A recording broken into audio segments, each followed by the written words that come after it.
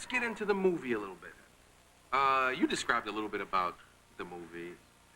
What it's about is, you know, whose morality does one live by? You know, yours or mine or God's or whose ever, and how far will you bend your morals to get what you want? If you could make a deal with the devil, would you do it? And then, if you wanted to get out of it, how would you? We have a clip. Let me ask you a question. Yeah. Will you ever videotape sex again? Oh, man! My lawyer's going, shut up. Don't answer that question. Okay. Please, Okay, please. let's not answer that question. Bad influence. God, I got off so easy. Well, you've been through enough, man. And I know I've done monologues from hell on Rob Lowe. Was I that bad? You know what? Actually, I made sure that I didn't watch the show because I knew you were going to be dogging on me, so I just... But I heard about it anyway. Yeah. Well, I didn't treat you like I treated Milli Vanilli. Woo!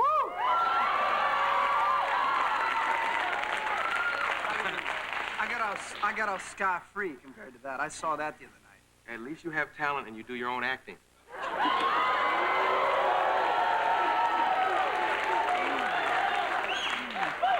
Let's talk about the clip. Okay. Ouch! Ow. The clip. What do we have here to look at? This is, I get James Spader to do a lot of nasty things. I really screw up his life. He hates this guy at work, Patterson. They're up for the same job and they hate each other. So I take Jimmy out one night. I get him really drunk and he doesn't remember what happened to him in the morning. Last thing he remembers, we're outside of Patterson's house, who he hates. This is what happens the next morning. Okay, clip. It's the donut.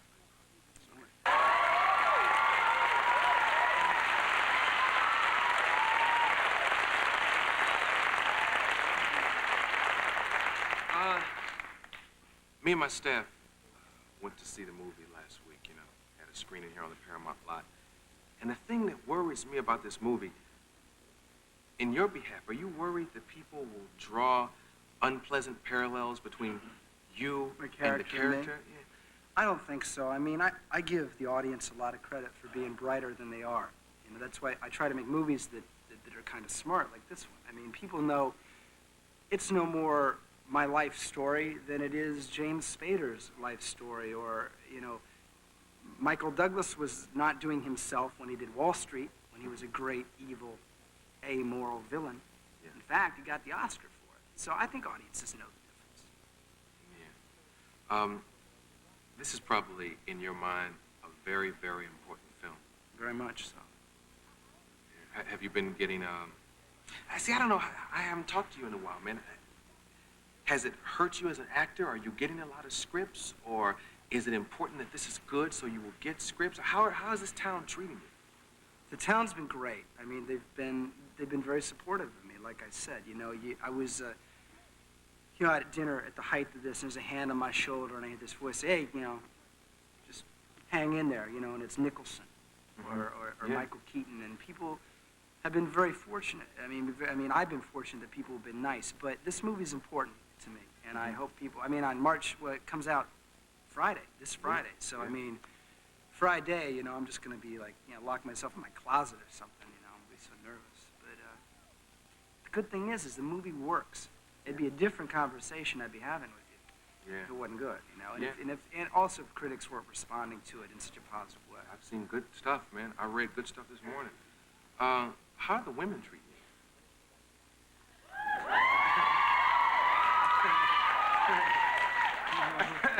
Well, I mean, I would imagine that women come up to you now and maybe there's some of this experience in their head, you know?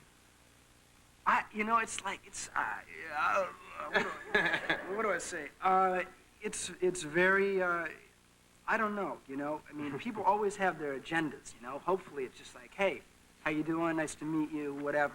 But now, I mean, I'm I'm more cautious about everybody who I meet. I still meet nice people all the time. And, you know, you can't live your life in fear. And you can't. As an actor, you can't do it. And as a human being, you just can't live out of worry, you know? Yeah. Let's take a commercial and come back and talk more with Rob Lowe.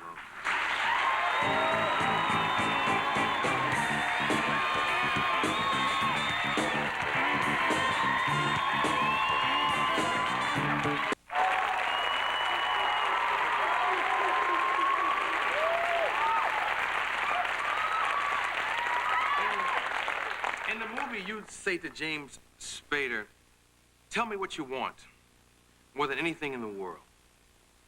What does Rob Lowe want more than anything in the world? Essentially, the God, you could answer so many different things. Give me one. Specific or general? General. Good. Okay. I want, that makes it a hell of a lot easier. Yeah. I mean, it sounds so boring, but happiness. I mean, okay. So maybe we do have to get some specific now. Yeah, what is happiness for Rob? Right, yeah.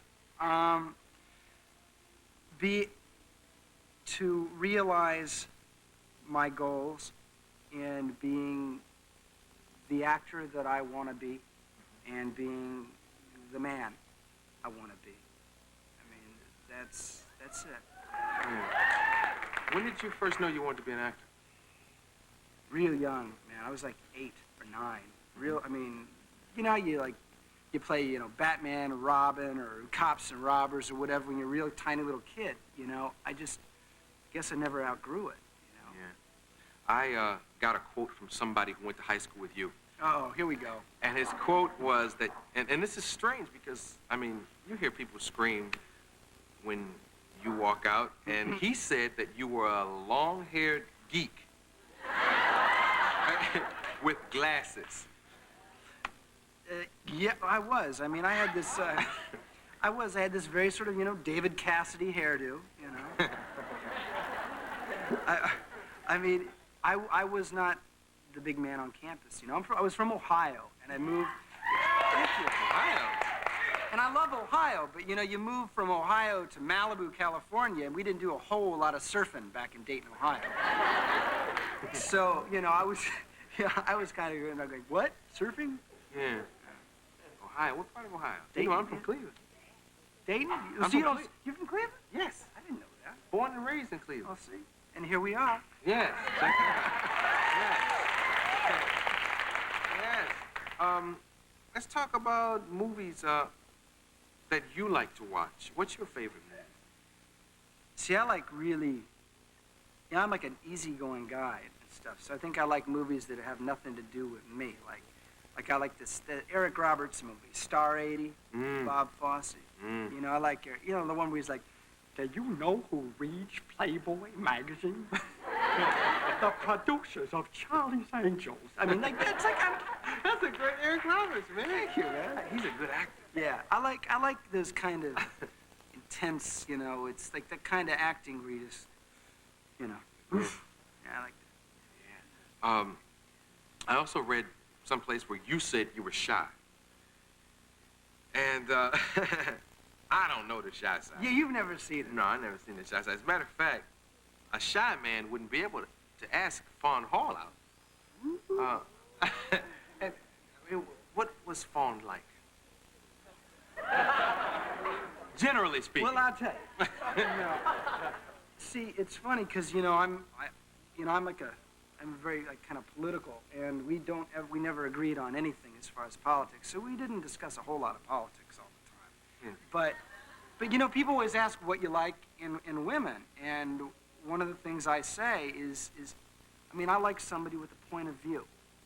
You know, not somebody who, when you take them out, they don't go, I'll just have the biscotti, and, you know, you know, I mean, I want somebody, you know, who's coming from somewhere within themselves. And Fawn's a good example. Although I don't agree with her politics, she knows what she wants. She's very bright.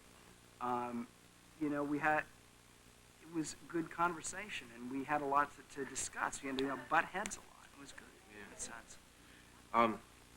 Obviously, a lot of people have forgiven you for this mistake we talked about. But I don't know if I'll ever be able to. Here we go. I don't know if I'll ever be able to forgive you for singing with Snow White at the Oscars.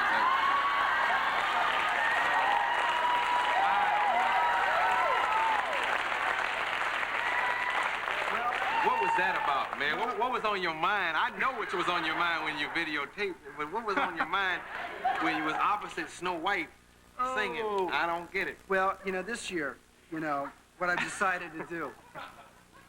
Since singing went over so well last year on the Oscars, I'm going to do a dance number, but I couldn't get Dumbo the elephant to do it with me, so we called it all off. Have you always wanted to sing?